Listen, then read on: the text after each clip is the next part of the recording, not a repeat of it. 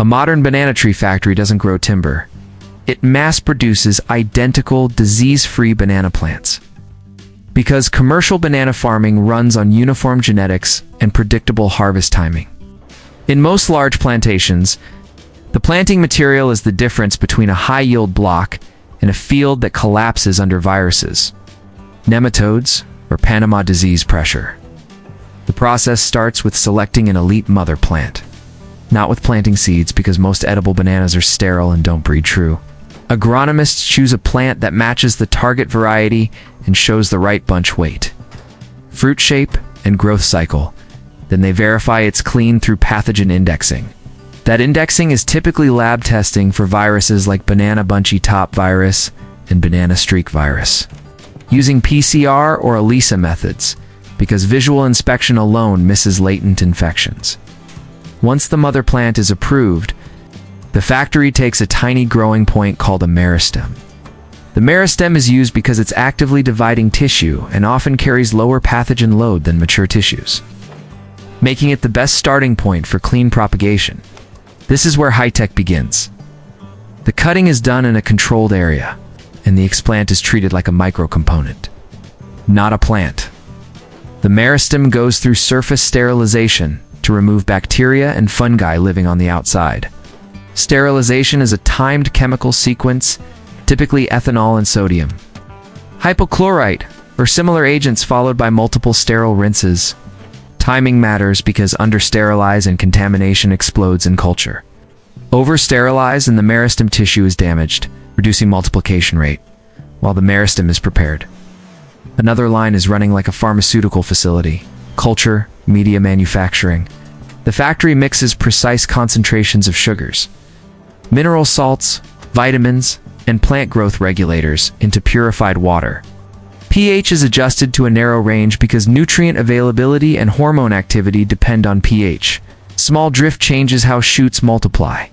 The media is dispensed into jars, tubes, or automated vessels, then sterilized in autoclaves, where time, temperature, and pressure are logged for every batch under laminar flow hoods.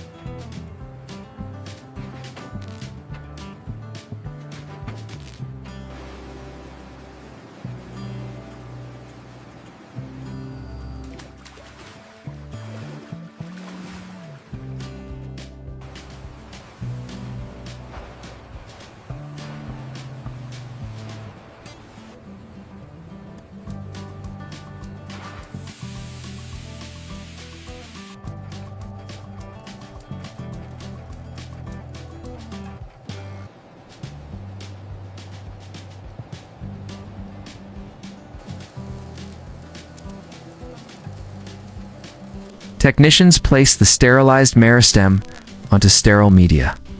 Laminar flow isn't a comfort feature. It pushes HEPA-filtered air across the work surface to keep airborne microbes out. Every movement is procedural because one contaminated blade can spread microbes into dozens of cultures in minutes. Now the plant moves into the multiplication stage, where one meristem becomes hundreds or thousands of plantlets. The key lever here is plant hormones, especially cytokinins that stimulate shoot proliferation. The culture doesn't just grow.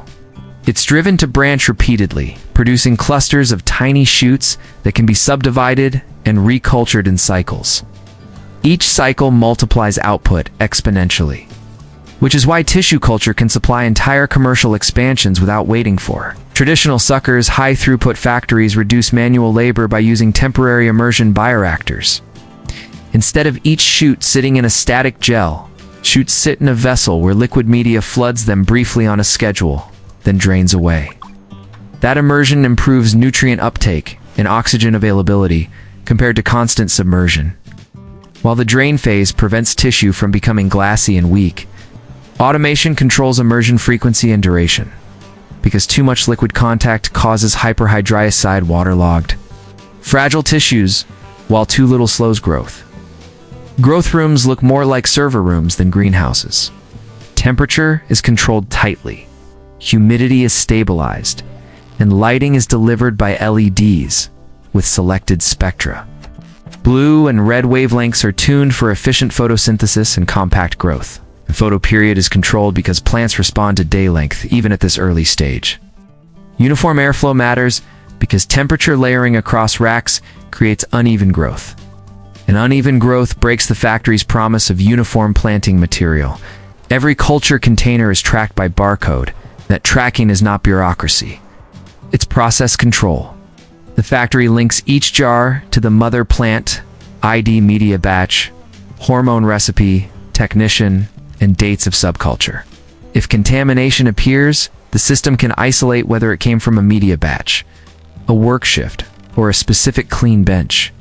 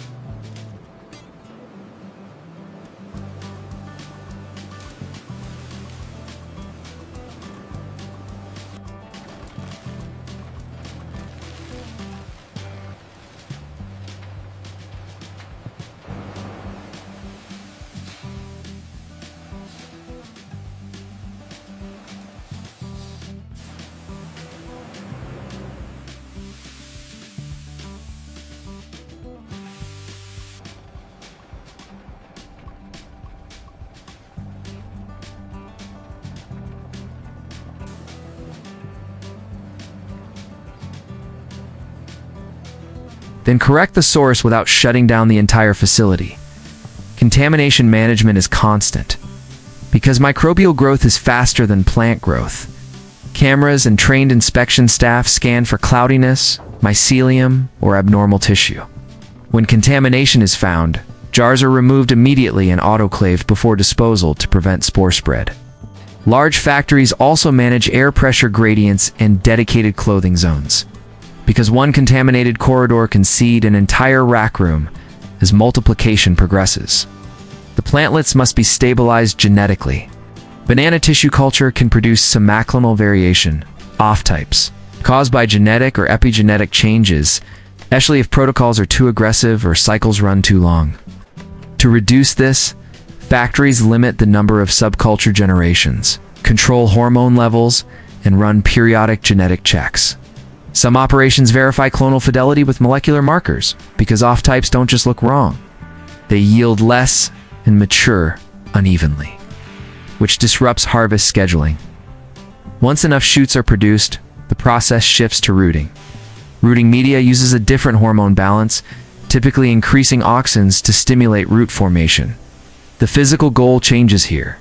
Instead of multiplying shoots, the factory wants a plantlet with a strong root system that can survive outside sterile conditions. Root architecture matters because banana plants are heavy feeders and need fast establishment to compete against weeds and resist drought stress.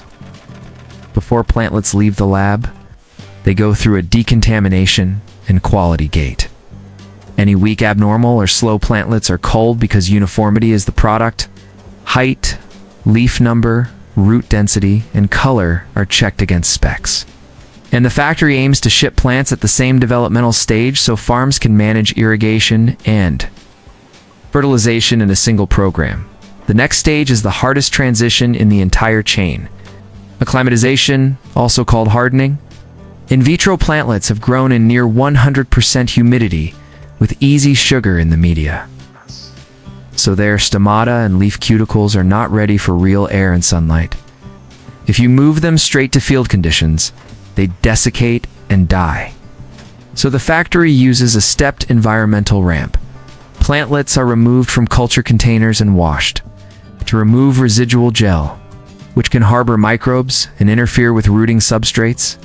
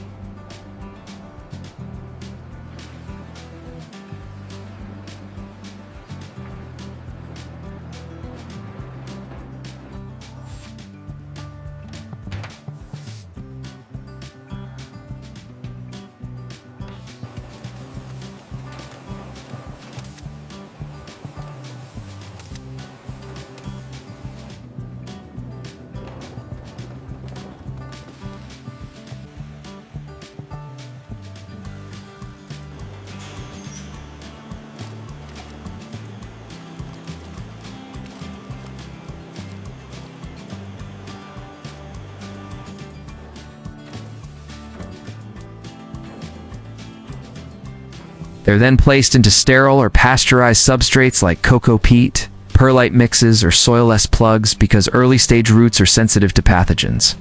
Plug trays are designed for high density and uniform drainage, and automated dibblers create consistent holes so roots aren't bent or compressed in the hardening greenhouse. Humidity starts high and is lowered gradually. Misting systems deliver fine droplets that keep leaf surfaces hydrated without flooding the substrate, while fans keep air moving to prevent fungal hotspots. Shade cloth reduces light intensity at first, Then the plant is progressively exposed to higher light, so leaves develop functional cuticles and photosynthetic capacity. This is why a banana plant factory looks like a climate engineering facility. The environment is a programmed recipe, not the weather. Fertigation is automated because early nutrition affects later field performance. Banana plantlets need balanced nitrogen, potassium, calcium, and micronutrients. But salt concentrations must stay low to avoid root burn. Inline EC and pH sensors control fertilizer injection, and the system logs every irrigation event. If one valve sticks and overfeeds a bench, the plantlets don't just recover. They can be permanently stunted, so automation is paired with alarms and manual verification. Pest exclusion is a major design feature. Greenhouses are insect screened because viruses often spread through insect vectors, and the entire value of tissue culture plants is lost if they pick up infection before shipping.